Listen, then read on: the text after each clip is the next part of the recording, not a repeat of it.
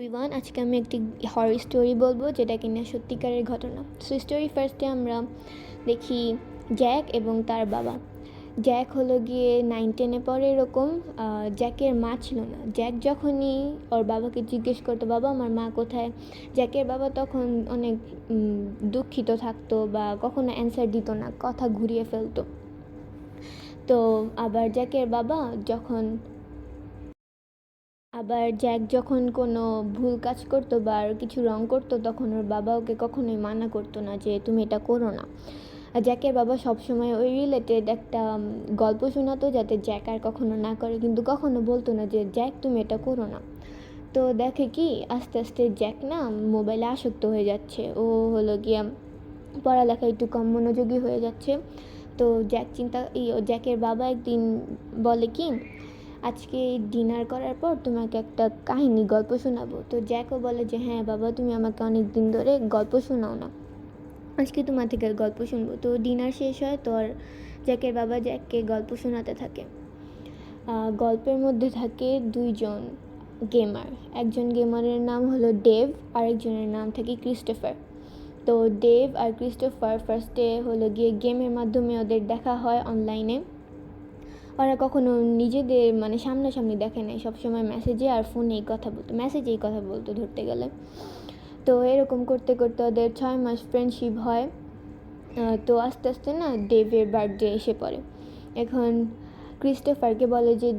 Dave ক্রিস্টোফারকে বলে যে আমার বার্থডে আসবে, এই কয়দিন পর আমার বার্থডে আসবে। বলে যে তোমার যখন বার্থডে আমি তোমাকে একটা গিফট দিব। এখন ডেভ বলে আরে গিফটের দরকার নাই, এমনি লাগবে না গিফট। এখন ডেভ না ক্রিস্টোফার অনেক জোরাজোরি করতেছে যে আরে তোমাকে একটা গিফট দিব, তুমি তোমার বাড়ির অ্যাড্রেসটা দিও। এখন ডেভ না ওর বাড়ির অ্যাড্রেসটা দিতে চায় না। তো বলছে না সরি, আমি তোমাকে বাড়ির অ্যাড্রেসটা দিতে পারবো না, ক্রিস্টোফারকে বলছে। এখন ক্রিস্টোফার না 3 দিন এই কথা বলার পর 3 দিন আর অনলাইনেই আসে নাই, গেমও খেলে নাই ওর সাথে, অনলাইনেও আসে নাই। 3 দিন পরেও অনলাইনে আসছে। তো ডেভ মেসেজ দিয়ে বলে যে ক্রিস্টোফার তুমি কি রাগ করছো, আমি ওইটা বলতে চাই না যে অনলাইনে কত সমস্যা ঝামেলা হয় না, তাই আমি অ্যাড্রেস দিতে চাই না। আচ্ছা তুমি চিন্তা করো না, আমি আমার অ্যাড্রেস দিই, তুমি তো আমার ভালোই ফ্রেন্ড হও। পরেও ওর অ্যাড্রেস দিছে। তো এমন করতে করতে ডেভের বার্থডে এসে পড়ে। সন্ধ্যার পরে ডেভ ওর বিছানায় শুয়ে আছে, মোবাইল দেখছে। হঠাৎ জোরে একটা আওয়াজ আসে দরজা লাগানোর। তো ডেভ ওর মাকে জিজ্ঞেস করে, মা কিছু কি হয়েছে? বলে না, ওই যে দরজা বাড়ি খাইছে, তোমার বাবা একটু বাইরে গেছিলো, ওই দরজায় বাড়ি খাইছে।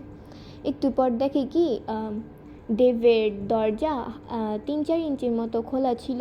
দেখে কি ওর বাবা মাথায় হাত দিয়ে মনে হইতেছে কি চুলকাচ্ছে, ওর বাবার মাথা হাত দিয়ে একটু উকি দিয়ে রয়েছে। এখন বলে কি উকি দিয়ে বলতেছে, ডেভ তুমি কি করো? বলে কিছু নেই, মোবাইল টিপতেছি। অনেকক্ষণ যাবত দাঁড়ায় রয়েছে, এখন না ওর সাথে নর্মাল কথা বলতেছে। কিন্তু ডেভের হঠাৎ মনে হয় কি ওর বাবা ওর সাথে কথা বলতেছে না, ওর অন্য কেউ হয়তো বা কথা বলতেছে, বাবার কণ্ঠ না। একটু বাবার কণ্ঠ লাগে, আবার মনে হয় অন্যজনের কণ্ঠ। আবার এটাও খেয়াল করতেছে যে ওর বাবা যে কথা বলতেছে কিন্তু ওর বাবার ঠোঁট নড়তেছে না। এখন ডেভ বলে, বাবা তোমার কি কিছু হয়েছে? তারপর বলে আমার কি হবে। তারপর একটু পরে এরকম কথা বলতে বলতে ওইখান থেকে ওর বাবা বলে কি, ডেভ তোমার কেমন মনে হচ্ছে যে আমি তোমার বাবা না, আমি অন্য কেউ, আমি তোমার মা বাবাকে মেরে ফেলছি, এখন তোমাকেও মারতে আসবো। এরকম একটা আওয়াজ দিয়ে কেউ জানি কথা বলতেছে। ডেভ তো একটু ভয় পাইছে। একটু পর দেখে কি একটা লোক ওই দরজার ভিতরে ঢুকলো। আর ওই লোকটার হাতে মাথার চুলগুলো ধরে রয়েছে, আর ওই মাথাটা ছিল ওর বাবার, শুধু গলা পর্যন্ত। তারপর বলে কি হ্যাপি বার্থডে ডেভ, এটা তোমার বার্থডে গিফট ছিল। এটা তারপর মাথাটা ফালায় দেয় নিচে। তারপর দেখে ওর হাতে একটা চাকু, ওই লোকটার হাতে চাকু। তো ও হলো গিয়ে সেমভাবে ও ডেভকে মেরে ফেলার পর নিচে যাওয়ার পর দেখে কি একটা বাচ্চা, ছোট্ট একটা 3 মাসের বাচ্চা। ডেভের আবার 3 মাসের একটা ভাই ছিল। তো তারপর বলে কি 3 মাসের ভাই ছিল। তারপর দেখে ওই বাচ্চাটা খিলখিলায় হাসতেছে। ওই বাচ্চাটাকে মেরে ফেলতে চাইছিল, চাকু নিয়ে সামনে গেছে, ওই বাচ্চাটা আরও খিলখিলায় হাসতেছে। হাসতেছে, এটা দেখে ওই লোকটার মারে নাই বাচ্চাটাকে ও কোলে নিয়ে বাসায় নিয়ে আইসা পড়ছে। এরপর জ্যাকের বাবা জ্যাককে বলে যে তারপর আমি ওই বাচ্চাটার নাম রাখলাম জ্যাক।